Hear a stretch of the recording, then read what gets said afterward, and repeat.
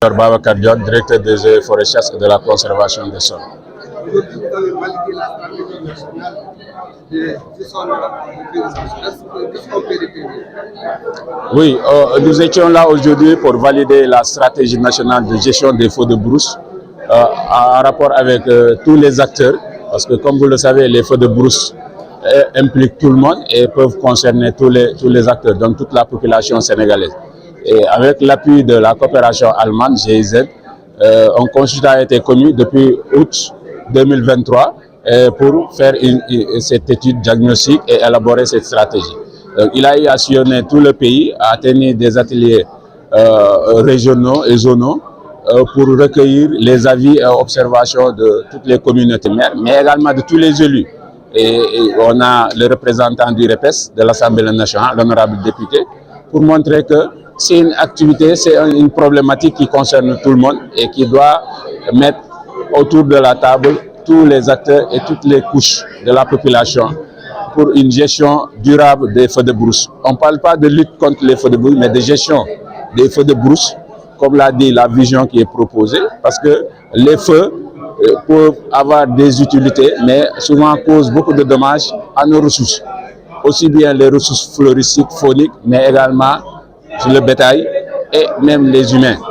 C'est pour cela donc c'était important d'avoir cette stratégie-là où les causes ont été mises en exergue et même les conséquences et quels sont les différents acteurs qui interviennent autour de la gestion des ressources forestières, mais des ressources naturelles en général et qui peut être mis en action pour permettre une gestion durable de ces feux de brousse. Parce que vous savez, les feux de brousse, quand ça passe, donc le pâturage est décimé et ça a un impact sur l'élevage, donc sur la sécurité alimentaire, mais également sur la pauvreté des communautés et donc sur le budget de l'État, parce que l'État sera obligé de prendre en compte ces aspects liés à l'alimentation du bétail, mais également à la sécurisation et un peu à l'accompagnement des communautés.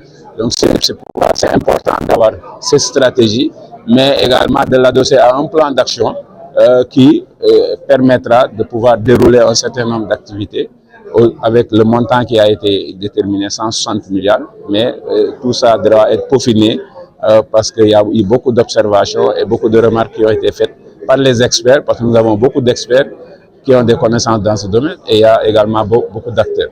Et c'est pourquoi donc c'était important de tenir cette rencontre-là pour mettre tout le monde autour de la table, parce que c'est un fléau qui gangrène le développement économique et social de notre pays.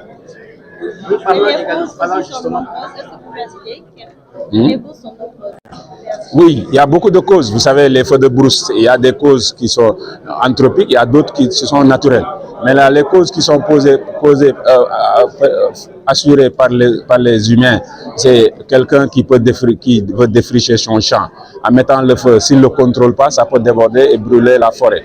Quelqu'un qui fume sa cigarette, il jette le mégot par devers ses vitres et ça peut brûler la forêt. Les récolteurs de miel, ou bien d'autres, des chasseurs, ou bien d'autres, des pots d'échappement, des véhicules, issus des véhicules qui sont en brousse, ça peut causer les feux de brousse, ou bien la foudre, ou bien même de façon avec les frottements, surtout avec les fruits de baobab qui tombent suivant une certaine intensité.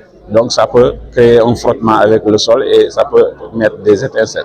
Donc on a différentes causes qui ont été énumérées ici. Et les causes également, elles sont nombreuses. Parce qu'il y a le tapis herbacé, la végétation, la régénération naturelle.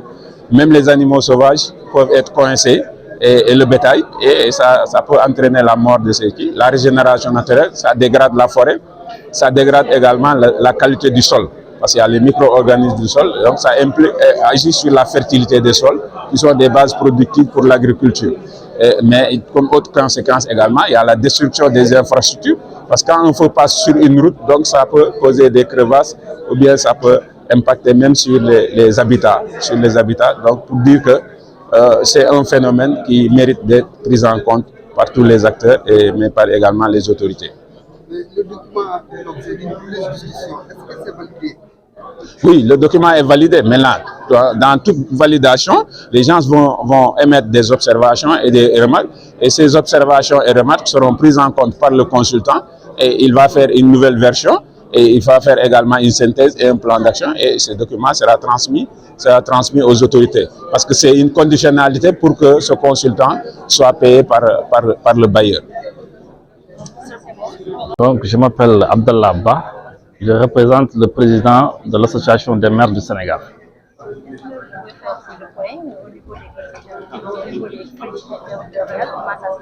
Ok.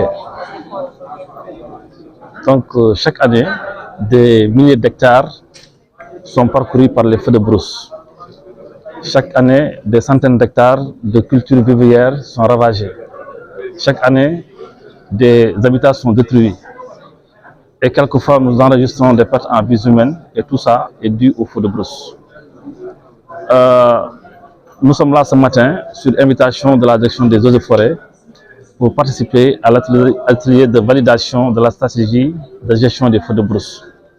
Nous en sommes vraiment satisfaits.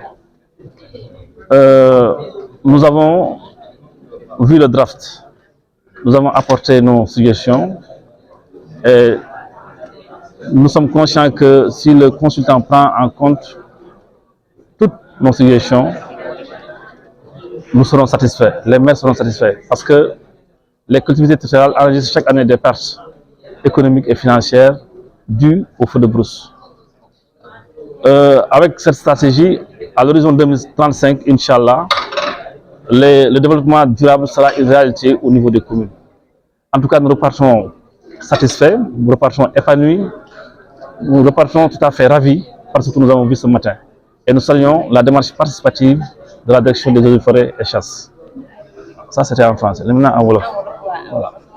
Donc,